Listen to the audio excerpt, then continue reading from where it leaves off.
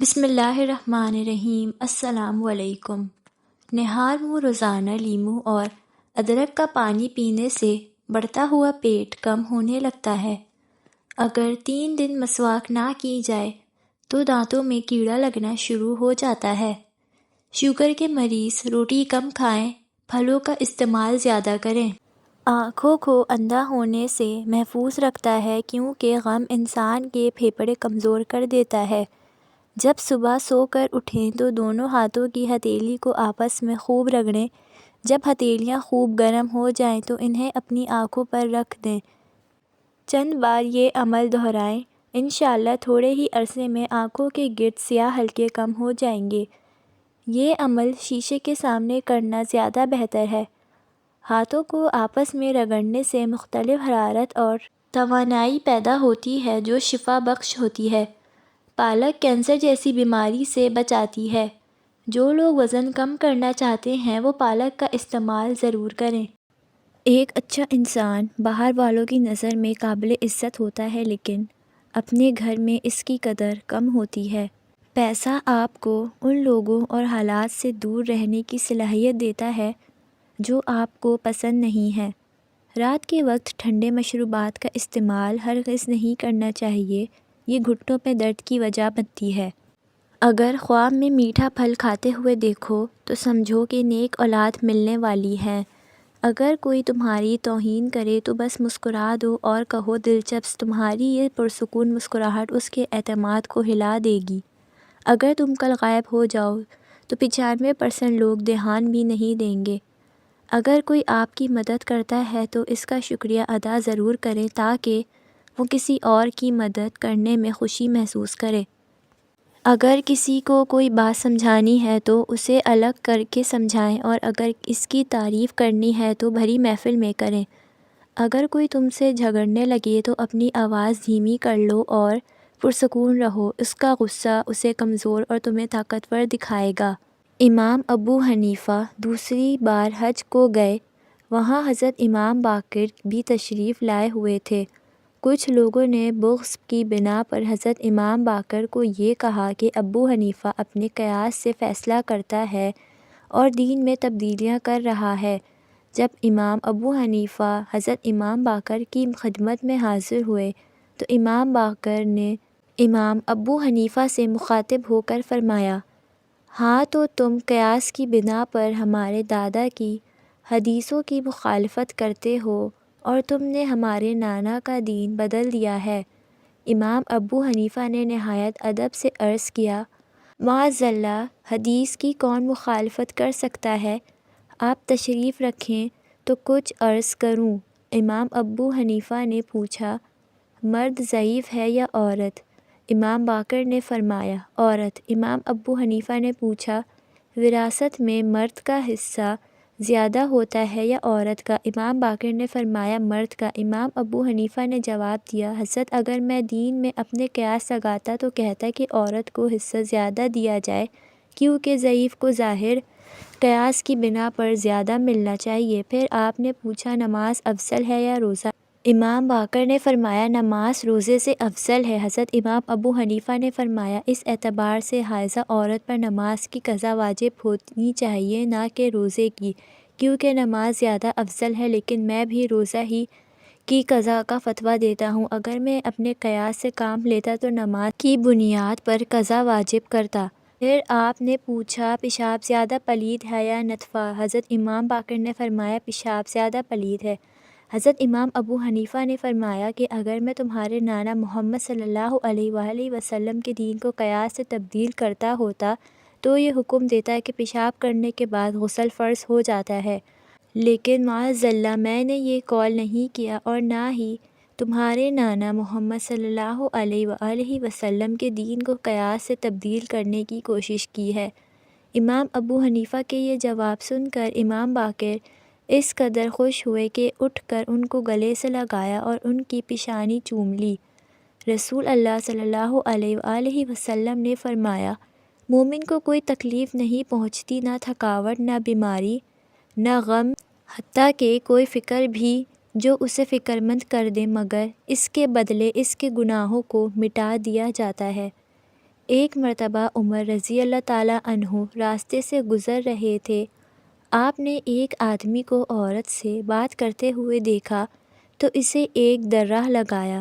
اس آدمی نے کہا، اے امیر المومنین، یہ میری بیوی ہے۔ آپ رضی اللہ تعالیٰ عنہ نے کہا، تم اپنی بیوی کے ساتھ راستے میں کیوں کھڑے ہو؟ اس آدمی نے کہا، اے امیر المومنین، ہم ابھی مدینہ پہنچے ہیں اور مشورہ کر رہے ہیں کہ کہاں قیام کیا جائے۔ آپ نے اس کے ہاتھ میں درہ تھما دیا اور کہا، اے اللہ کے بندے، مجھ سے بدلہ لے لو۔ اس نے کہا، نہیں اے امیر المومنین، آپ اسے درہ کو پکڑیے۔ آپ نے فرمایا، اس کو تم پکڑو اور بدلہ لے لو۔ تیسری مرتبہ اس آدمی نے کہا، میں اللہ کے لیے آپ کو معاف کر دیتا ہوں۔ سیدنا عمر بن خطاب رضی اللہ تعالیٰ عنہ کے پاس ایک عورت آئی اور کہا، اے امیر المومنین، میرے شوہر میں برائیاں زیادہ اور اچھائیاں کم ہو گئی ہیں۔ آپ رضی اللہ تعالیٰ عنہ نے پوچھا، تمہارا شوہر کون ہے؟ اس نے بتایا، ابو سلمہ۔ نام سنتے ہی عمر رضی اللہ تعالیٰ عنہ نے انہیں پہچان لیا، وہ صحابی رسول تھے۔ بہرحال آپ رضی اللہ تعالیٰ عنہ نے عورت سے کہا، ہم تمہارے شوہر کے بارے میں یہی جانتے ہیں کہ وہ اچھے آدمی ہیں۔ اور پھر اپنے پاس بیٹھے ہوئے ایک آدمی سے کہا، تم کیا کہتے ہو؟ اس نے کہا، ہم بھی ان کے بارے میں یہی جانتے ہیں۔ چنانچہ آپ رضی اللہ تعالیٰ عنہ نے اس کے شوہر کو بلا بھیجا اور عورت کو حکم دیا کہ میرے پیچھے بیٹھ جاؤ۔ اتنے میں بلانے والا اس کے شوہر کو لے کر حاضر ہوا۔ عمر رضی اللہ تعالیٰ عنہ نے ان سے پوچھا، کیا تم اس عورت کو پہچانتے ہو؟ انہوں نے کہا، اے امیر المومنین، یہ کون عورت ہے؟ آپ نے بتایا کہ یہ تمہاری بیوی ہے۔ ابو سلمہ نے پوچھا کہ یہ کیا کہتی ہے؟ آپ رضی اللہ تعالیٰ عنہ نے بتایا کہ یہ کہہ رہی ہے، تمہاری برائیاں زیادہ اور اچھائیاں کم ہو گئی ہیں۔ انہوں نے کہا، اے امیر المومنین، یہ غلط کہہ رہی ہے، اللہ کی قسم، اس کے پاس بہت زیادہ کپڑے، بہت زیادہ گھریلو سامان ہے، البتہ مجھ میں قوت جمع ختم ہو گئی ہے۔ عمر نے عورت سے پوچھا، تم کیا کہتی ہو؟ اس نے، کیا یہ سچ کہہ رہے ہیں؟ آپ نے درہ اٹھایا اور عورت کی طرف یہ کہتے ہوئے بڑھا، اے اپنے نفس کی دشمن، تو نے اس کی جوانی کو ختم کر دیا، اس کا مال کھا لیا، پھر اس پر ایسی تہمت لگائی ہے جو اس میں نہیں ہے۔ اس عورت نے کہا، اے امیر المومنین، اس بار مجھے چھوڑ دیجیے، اللہ کی قسم، آپ دوبارہ کبھی مجھے اس جگہ پر نہیں پائیں گے۔ آپ نے اسے 3 کپڑے منگوا کر دیے اور کہا، اللہ سے خوف کھاؤ اور اس بزرگ کے ساتھ اچھی طرح رہو۔ پھر ابو سلمہ کی طرف متوجہ ہوئے اور ان سے کہا کہ آپ نے مجھے جو کچھ کرتے ہوئے ابھی دیکھا ہے، اس کی وجہ سے آپ اس پر ناراض نہ ہونا بلکہ اس کے ساتھ حسن صحبت کا معاملہ کرنا۔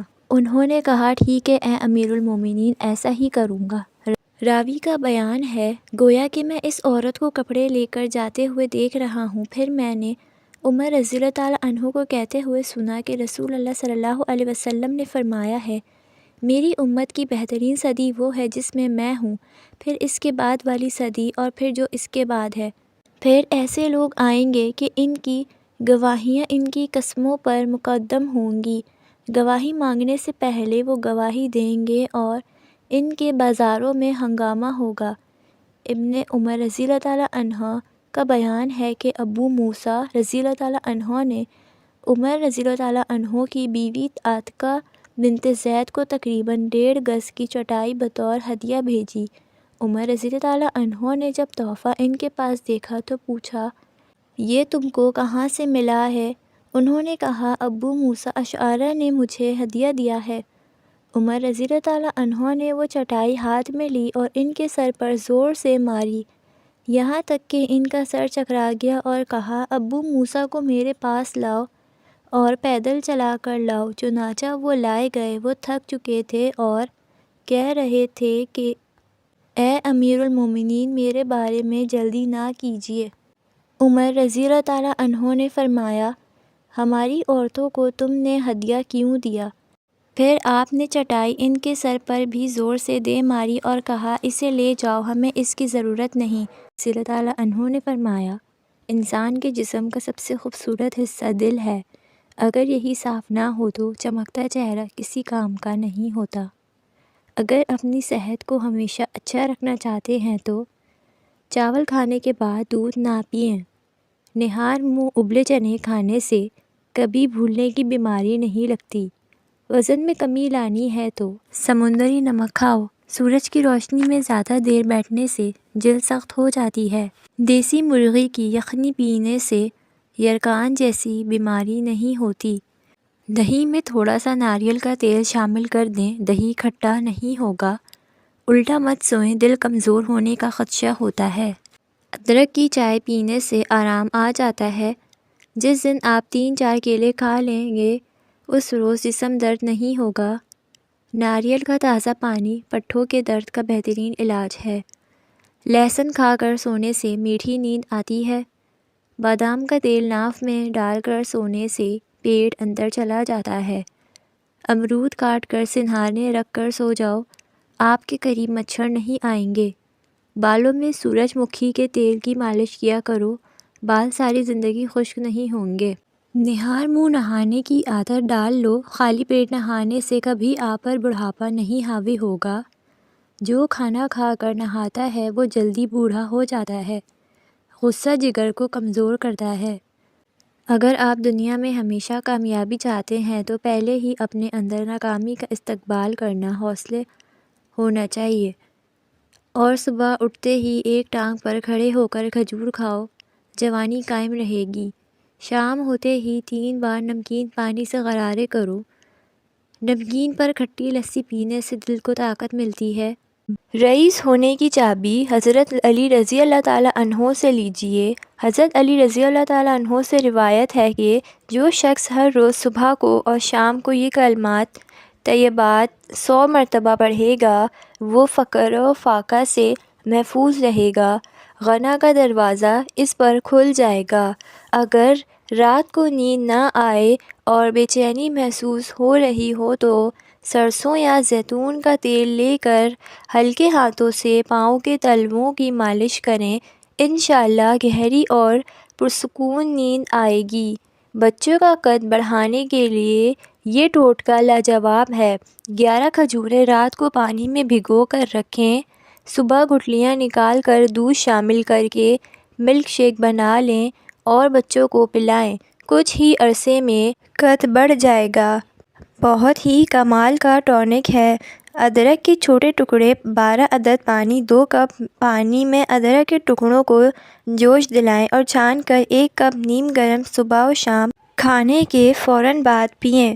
دن میں 1 بار استعمال سے ہی پیٹ کول ہو اور رانوں کی چربی کم ہو جائے گی اور واضح فرق نظر آئے گا۔ کالے اور لمبے بال کے لیے پاؤ بھر ناریل کے تیل میں مٹھی بھر مہندی کے پتے ڈال کر ابال لیں اور روزانہ سر پر لگائیں، اس سے بال خوب بڑھیں گے اور لمبے بھی ہو جائیں گے۔ کھانے کے ساتھ کچی ہری مرچ ضرور کھائیں۔ ہری مرچ جسم کی چربی کو ختم کرتی ہے اور وزن کم کرنے میں مدد دیتی ہے۔ اگر سالن میں مرچیں زیادہ ہو جائیں تو 1 پیاز کاٹ کر اخبار میں پھیلا دیں، تھوڑی دیر میں خستہ ہو جائے تو اس کو سالن میں ڈال دیں اور لیموں کا رس ڈال دیں، اس عمل سے سالن میں مرچیں کم ہو جائیں گی۔ جب چاول ابالیں تو اس کا پانی پھینکیں مت، بلکہ اس میں 1 چمچ السی اور 1 چمچ روز میری اور 1 مٹھی کڑی پتہ ڈال کر پکا لیں۔ جب گاڑھا ہو جائے تو اس کو چھان کر کسی بوتل میں رکھ دیں۔ ہر روز اپنے سر پر لگائیں اور چند گھنٹوں بعد تازہ پانی سے دھو لیں۔